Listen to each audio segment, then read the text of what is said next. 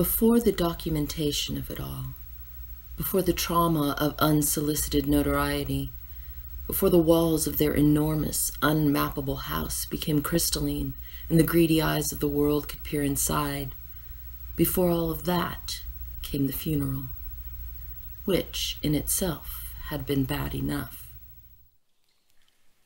Step down into the cellar now. The unfinished stone walls are porous and dank. It is mercifully dark and cool, tomb-like. You shiver with wonder that it can be so hot and bright outside, and the air so chilled within these walls.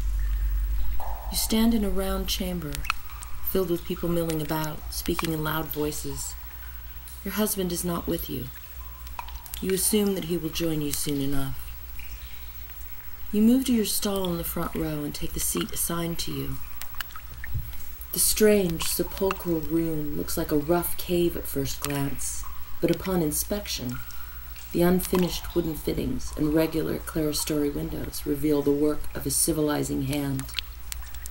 You sit in a ceremonial room for the dead.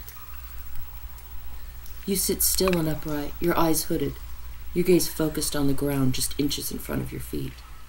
Every muscle in your body is taut with attention, devoted to presenting the most formal pose of practiced, sincere obeisance.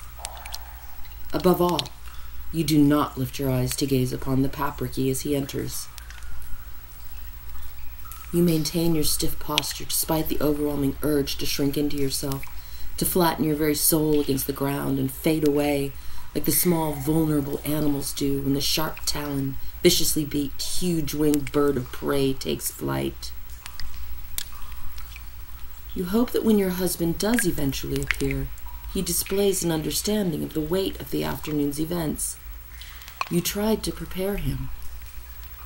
You are never sure if he appreciates the Damoclean nature of this charmed existence. This marriage was a gamble. Even you have not yet realized that you drew the fatal token. You still believe this is feasible. You are too young, too much an only child, too self-absorbed yet to understand just how naive, how poor your choices are.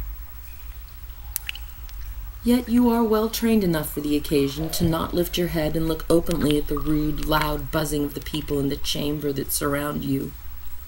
The bedlam is shocking in a crowd ostensibly in attendance to pay their respects to your grandmother, the wife of the papriki. Why this boorish, coarse noise instead of a somber, hushed silence? They're all talking and laughing as the ancient rituals suddenly begin. You are surprised and very hurt. You remember your grandmother as dearly loved, highly prized by her people. No attempt is made to hush the crowd as the archaic words are chanted and the elegiac celebration commences. You do not look up at him. You do not need to. You can feel the cresting tide of angry outrage roll forth from the papriki at the crowd's irreverent display. He will take this as a direct insult to his honor. Years from now, it will occur to you that it was indeed probably meant to be. Soon comes the moment when the Keeners, old women you do not know, lay your grandmother's dead body across your lap. You sit motionless, the corpse draped over your shaking legs, and the crowd jeers. You do not know why, and you are afraid. You are worried that the papriki will soon become unable to contain his rage. You know that you are expected to do something to forestall the inevitable ugly outburst. People are getting up now and leaving in the middle of the ceremony.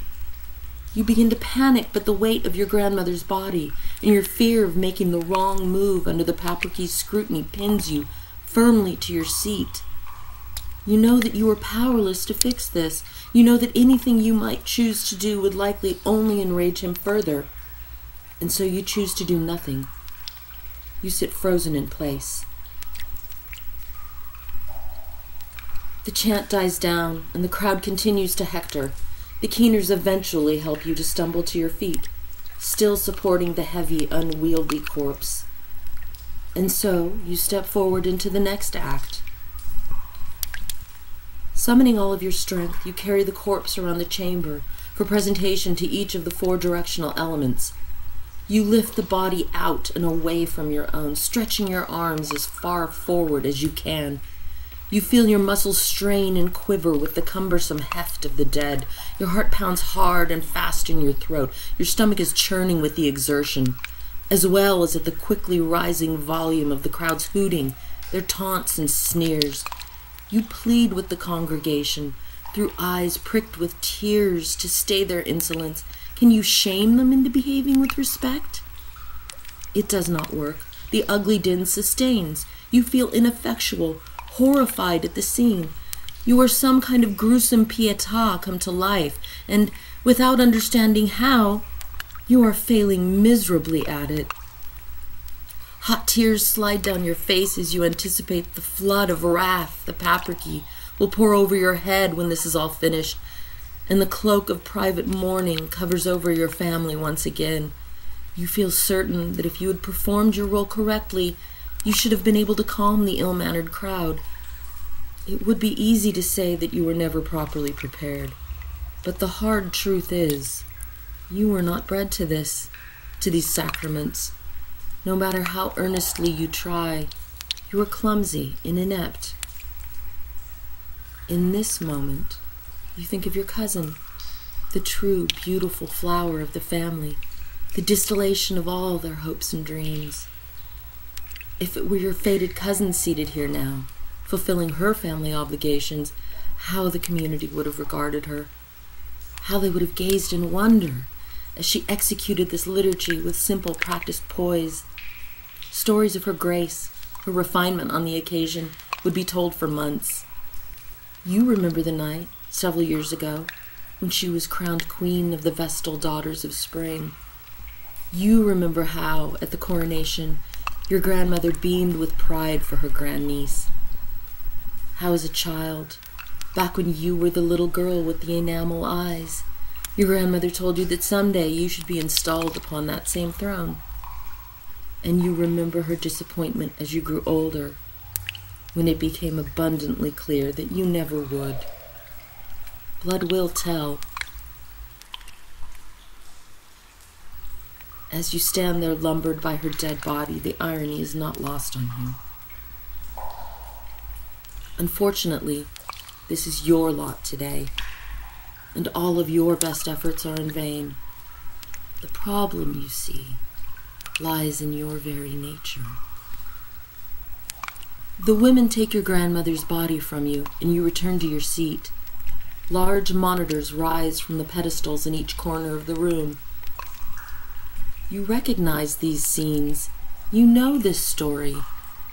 This screening strikes you as especially brutal and unnecessarily cruel in this moment.